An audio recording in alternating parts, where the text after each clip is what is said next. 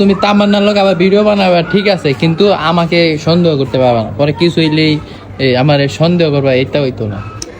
শোনো, আমি একটা কথা বলে দিই, তামান্নার ভিডিও করাম ভালো কথা, তোমার মন মাইন্ড তোমার সবকিছু ঠিকঠাক করো আগে, বুঝছো? তামান্নার এখানে কোনো দোষ না। পরে যে তুমি তুমি যে আইসে এনো যে ঝামেলা জুমেলা করবাই, তো তোমার মজা লাগতো না? ক্যামেরাটা ভালো করে ধরো, নিজের কথা কইতেছি তো, ওর লেগে ভালো লাগে না। আমরা আগেও ভালো ছিলাম, এখনো ভালাই, বুঝছো? তুমি আইসা মাঝখানে ফেসটা লাগাও। আচ্ছা, বিষয়টা হচ্ছে তামান্না হঠাৎ করে আসলো, কি অবস্থা?